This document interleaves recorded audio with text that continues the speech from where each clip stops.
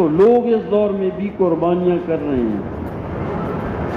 تو میں نے عرض کی حاجی صاحب فرماتے ہیں کہ اگر ہمارے سامنے ہندوستان پاکستان ہوتا تو یہ محنت اس کے لیے کافی ہے، لیکن پوری دنیا کا قیامت تک آنے والے انسانوں کا ارادہ ہم نے ارادہ، تو آپ سب بھی ارادہ کر لیں گے قیامت تک آنے والے لوگوں تک دین میں پہنچاؤں گا. ہر آدمی کہے میں پہنچاؤں گا، کس کس کا ارادہ؟ سب کہے بھائی ہم ارادہ کریں گے. وہ تھام لیتا ہے، کہتے ہیں وہاں وفا ہی وفا ہے، جفا نہیں ہے.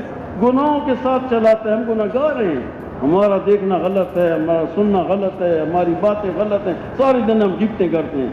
یہ موبائل جو دیکھتے ہیں تو کوئی اچھا کام ہے؟ اچھے اچھے لوگ موبائلوں میں.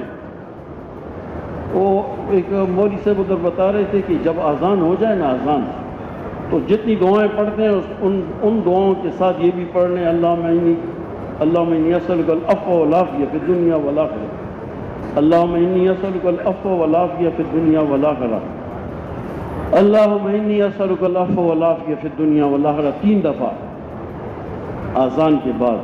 تو اللہ پاک 4 انعام دے دیں گے. پہلا انعام یہ دیں گے کہ ایسی سخت بیماری نہیں لگے گی جو جان لیوا ہو. یہ پچھلے دنوں میں یہ کورونا مرونا سے یہ اس دور میں یہ بات انہوں نے. اور ایسا ظالم تمہارے اوپر اللہ پاک نہیں مسلط کریں گے جو تمہارا حشر نشر کر.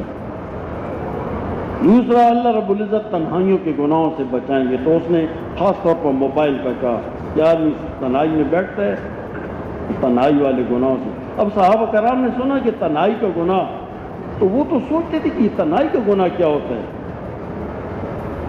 پہلے ہم بھی سوچتے تنہائی کا گناہ کیا ہے، تو تنہائی کا گناہ موبائل ہے.